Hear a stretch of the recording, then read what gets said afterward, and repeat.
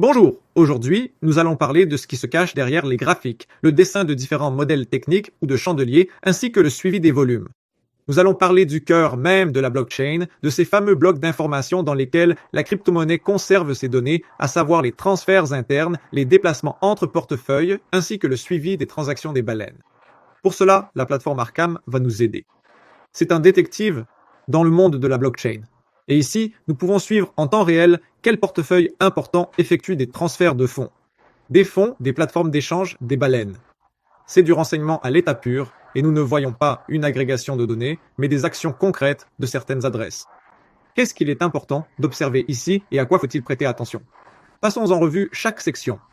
La première chose qui nous intéresse, ce sont les gros transferts entre portefeuilles et plateformes d'échange. Si un gros portefeuille transfère des BTC vers une plateforme d'échange, c'est très probablement une préparation à la vente. Si des fonds sont retirés d'une plateforme d'échange, cela signifie qu'il s'agit d'une accumulation ou d'un retrait pour stockage, ou simplement d'un transfert vers un autre portefeuille pour des manipulations ultérieures. Ce qu'il est important de comprendre, ces derniers jours, on a observé un déplacement actif de gros volumes de Bitcoin des plateformes d'échange vers des portefeuilles froids appartenant à des adresses connues. Cela confirme les données de Glassnode concernant la sortie des fonds des plateformes d'échange. Il ne s'agit pas de statistiques, mais de transactions concrètes effectuées par des acteurs spécifiques. Pour cela, nous avons besoin de la section de recherche où nous pouvons indiquer la monnaie que nous souhaitons suivre. Dans notre cas, supposons qu'il s'agisse du Bitcoin. Nous ouvrons la page du Bitcoin. Voici ce qui nous intéresse ici. Nous accédons à une mine d'informations sur l'endroit et les détenteurs actuels des plus grandes quantités de ces fonds. Il y a le Bitcoin, les variations sur 24 heures, la capitalisation, les fonds bloqués. L'offre actuelle en nombre de pièces, l'offre maximale, et ainsi de suite. Nous pouvons transformer cela en une visualisation. Elle ressemblera à ceci. Voilà à quoi elle va ressembler. Ici sont indiquées les plateformes d'échange, ici sont indiqués les portefeuilles froids de Tether. Il y a aussi le gouvernement américain, leurs adresses, la plateforme d'échange Habit et d'autres. Il existe certains gros portefeuilles qui appartiennent soit à Crypto.com, soit à CoinCheck ou à d'autres. Revenons dans la section précédente. Ici sont affichées les plus grandes adresses qui détiennent actuellement du Bitcoin. On voit que nous avons ici aussi Wintermute. En tant que market maker, il détient 6,5 millions de dollars en Bitcoin. Nous voyons ici d'autres organisations, nous voyons les principaux détenteurs. C'est-à-dire qu'ici, Binance détient 15 milliards de fonds. Il y a encore un autre portefeuille, donc au total, ils détiennent actuellement 25 milliards. Et cela uniquement pour ces portefeuilles révélés. Il y a aussi Tether, qui possède des réserves de Bitcoin d'une valeur de 5,9 milliards de dollars. De la même manière, nous pouvons suivre les dirigeants américains, qui ont actuellement 5,8 milliards sur leur compte. Ce sont les fonds récupérés après le piratage de Bitfinex. Comme on peut le voir, il est bien indiqué ici, Bitfinex Hack Recovery. L'onglet suivant qui nous intéresse, bien sûr, ce sont les transferts. Ici, nous voyons les transferts ainsi que les variations de prix et de mouvement. On peut choisir TradingView, qui nous est plus familier et pratique, mais ce qui nous intéresse, c'est l'historique complet depuis l'apparition du BTC. Ensuite, il s'agit des transferts. Pour plus de commodité, on peut ici sélectionner à la fois l'heure du transfert, le montant, les adresses d'origine de ces transferts, et ainsi de suite. Ce qui nous intéresse, ce sont les dépôts sur la plateforme d'échange. Pour cela, nous allons dans l'onglet correspondant. Dans le champ taux, nous écrivons Deposit. Un onglet s'ouvre. Nous pouvons choisir une adresse spécifique vers laquelle les fonds ont été envoyés, ou bien sélectionner tous les dépôts. Tous les dépôts, le montant, c'est-à-dire que nous ne nous intéressons pas aux petits transferts, pas 4 $, ni 60, ni 55, nous cherchons des montants plus importants. Dans le filtre pratique par dollar, nous pouvons indiquer n'importe quel montant. Par exemple, à partir de 100 000 $. Mais, comme on le voit, cela n'a pas vraiment changé la situation, et il y a encore beaucoup de transferts ici, même au cours des 20 dernières minutes. C'est précisément pour cette raison que nous devons fixer un minimum d'1 million, voire peut-être même de 10. 10 millions. Le tableau change, et il y a aussi des transferts ici. L'ETF BlackRock EBIT Bitcoin transfère vers Coinbase Prime apparemment pour une fixation ultérieure. Prenons-les justement comme exemple de ce type de transfert. Nous allons sur BlackRock, cela peut également se faire via la recherche. BlackRock, Wintermute, Strategy, Binance, BitGet. Autrement dit, nous pouvons suivre n'importe quelle bourse et n'importe quelle baleine. Ce qui nous intéresse par exemple, BlackRock. Qu'est-ce que nous voyons ici? Nous voyons ce qu'ils détiennent dans leur portefeuille, quelle monnaie, quels instruments, les blockchains où ils conservent ces fonds, ainsi qu'une archive du portefeuille, c'est-à-dire quels mouvements ont eu lieu, combien de bénéfices ou de pertes ont été réalisés, etc. Ici, comme l'information est présentée de manière plus agrégée, nous pouvons la filtrer selon d'autres critères. Inflow, c'est-à-dire les entrées, et outflow, c'est-à-dire les sorties, autrement dit où il transférait l'argent.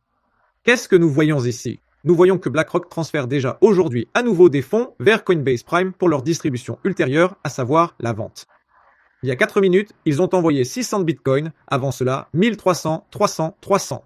Et ici, il y a encore un grand nombre de transferts. Mais ils ne transfèrent pas seulement des bitcoins, ils transfèrent aussi des ethers. Par exemple, il y a 46 minutes, ils ont transféré 5000 ethers, soit 8 millions de dollars. Sur cette base, nous pouvons supposer que ces opérations, ces fonds envoyés, sont transférés pour une distribution ultérieure.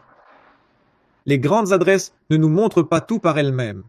Les signes d'une distribution massive sont montrés par les mouvements eux-mêmes. Et si nous parlons des transferts standards entre portefeuilles, pour cela, nous devons à nouveau revenir à la recherche, taper BTC ou choisir parmi les monnaies tendances et examiner une adresse quelconque. Essayons de suivre cela. Une adresse, par exemple, qui aurait transféré 10 millions, mais que ce ne soit pas une bourse. 10 millions. Et pour que ce ne soit pas une bourse, BlackRock, Coinbase, BlackRock. C'est-à-dire que, encore une fois, nous ne tombons que sur ceux-là. Maintenant, nous avons un transfert entre adresses. Comme on le voit, les adresses qui commencent par un 3 sont des adresses assez anciennes. Les nouvelles adresses commencent par un format alphabétique. Soit c'est la lettre B, soit la lettre C. Nous allons sur le portefeuille. Nous voyons qu'à l'heure actuelle, il a 0 $ et qu'il y a eu 2 transactions. Depuis cette adresse, un transfert a été effectué vers cette adresse que nous sommes justement en train de consulter, celle qui se termine par KR, et depuis celle-ci, un autre transfert a été effectué ailleurs. En conséquence, cette adresse a pu être utilisée comme un certain maillon intermédiaire pour les transferts. On voit qu'ici aussi, il a été impliqué d'une certaine manière. Coinbase et 360 000 $ ont été transférés soit depuis, soit vers cette adresse. Mais dans l'historique des transactions, il n'y a que 2 transferts ici. En quoi cela est-il utile? Le fait est qu'Arkham, par essence, agit comme un détective dans le monde de la blockchain, et ici il existe un concept appelé visualiseur. En ouvrant le visualiseur, nous pouvons faire ce qui suit. Nous saisissons l'adresse, nous appuyons sur Entrée, l'adresse s'affiche, puis nous cliquons sur Visualiser. Ensuite, nous pouvons ajouter ici des adresses que nous supposons être liées à cette adresse. Nous collons cette adresse, nous appuyons sur Entrée, comme vous pouvez le voir. Pour l'instant, les maillons de cette chaîne s'assemblent. Nous pouvons également voir cette adresse, si elle n'était pas déjà ici. FQ7, GQ3. Nous revenons en arrière. Nous avons FQ7, nous avons GQ3. Et nous avons aussi ce KR que nous avons également mélangé ici. 9 km, ajouté. Et comme nous pouvons le voir, depuis cette adresse M3M, il y a eu un transfert ici, puis ici, puis ici. Et ensuite, l'argent est parti. Vers cette adresse-ci. Ok, c'est une sorte d'information. Nous en avons déjà et nous pouvons d'une certaine manière nous y appuyer. Quelle pouvait être cette adresse? Pourquoi les maillons de cette chaîne ont-ils été créés? Essayons de regarder cette adresse qui nous a été fournie au départ. Quelle était cette adresse et à quoi ressemblait-elle? Nous pouvons aussi la sauvegarder, voir qu'il y a eu des transferts ici. Voici cette adresse depuis cette adresse. Il y a eu un transfert qui est également vide. Apparemment, ces adresses n'étaient utilisées que pour brouiller les pistes, pour effacer les traces. Ici, c'était la même chose. Il y a eu un transfert de 150 millions, un autre de 100 millions, qui ont également été annulés.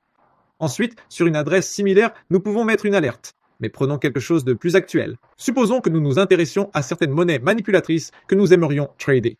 Aujourd'hui, ce sera par exemple la pièce SUM. Synapse, voici son adresse. Nous nous intéressons également aux dépôts sur la bourse. Ont-ils été faits pour une vente massive ultérieure ou au contraire, s'agissait-il de transferts pour une distribution future? Nous choisissons en dollars, nous pouvons mettre au moins à partir de 100 000. Nous voyons qu'il y a eu un transfert il y a 20 heures. Il y a un jour, il y a 2 jours, il y a eu des transferts vers Binance Deposit depuis Amber Group. Et en principe, ces adresses n'apparaissent plus. Depuis l'adresse 0, il y a eu un transfert vers Binance Deposit. L'adresse 0, dans ce cas, correspond au claim de ces tokens. C'est-à-dire que 12 millions de tokens ont été émis, et encore une fois, 10 millions de tokens ont été émis. Après cela, ces fonds ont été déplacés. C'est très important pour pouvoir ensuite élaborer une théorie. Il y a également eu un transfert, depuis une certaine adresse, d'un montant de 236 000, et c'est justement celui-là qui nous intéresse. Nous le remettons à nouveau dans la recherche. Ici, il y a 36 millions, parmi lesquels se trouve une très grande quantité de tokens. Nous voulons filtrer uniquement par le token SUM. Nous le saisissons à nouveau, nous fixons le montant à partir duquel nous aimerions voir les transferts. Nous voyons qu'ici, il y a et des transferts vers Kraken Deposit, ainsi que des transferts entre portefeuilles. Et c'est ici que l'on peut justement commencer à construire ce fameux suivi par adresse. Le voilà. Une image magnifique qui indique que cette adresse pourrait être liée à l'équipe, car il y a eu ici des transferts vers Kraken, ainsi que des transferts vers un grand nombre d'adresses. Et la prochaine chose qui nous intéresse dans ce cas, c'est que nous pouvons partager cela avec nos amis, ou revenir en arrière et définir une alerte. Nous cliquons sur Créer une alerte. Ensuite, nous sélectionnons l'adresse et saisissons le montant. C'est-à-dire, à partir de quel montant, par exemple, nous voulons recevoir une notification à partir de 100 000 $. Le jeton. Cela ne nous intéresse pas, car nous configurons l'alerte pour la pièce SUM. Nous la nommons, par exemple, tout simplement la pièce SON. Ensuite, 100 000 $. Ce qui nous intéresse, c'est le volume, les tokens. Encore une fois, nous trouvons la pièce SON, Synapse, et nous définissons que seules les transactions de la pièce SON à partir de 100 000 $ nous intéressent. Pour cette adresse, c'est l'alerte qui nous intéresse. Nous configurons soit l'email, soit Telegram, et nous recevons des notifications pratiques concernant les transferts effectués vers telle ou telle adresse. C'est très utile et très important pour les répartitions futures et ainsi de suite. Donc, si nous parlons des flux provenant des portefeuilles de baleines comme BlackRock, Coinbase, Wintermute ou d'autres market makers comme DWF Labs, qui est également représenté ici et qui organise différentes opérations de pump and dump, cela aussi est important. DWF Labs. Actuellement, ils gèrent 24 millions de dollars, ainsi qu'un très grand nombre de jetons qu'ils soutiennent et pour lesquels ils assurent le market making, y compris le jeton Lab, qui a récemment connu des phases de pump et de dump. En même temps, GST, DEX, qui est également actif en ce moment. Et en général, il y a de l'activité ici et il y a des choses à exploiter et à surveiller. Donc, je vous souhaite du succès dans l'utilisation de cet outil. Surveillez les portefeuilles, suivez les transferts et récupérez les profits.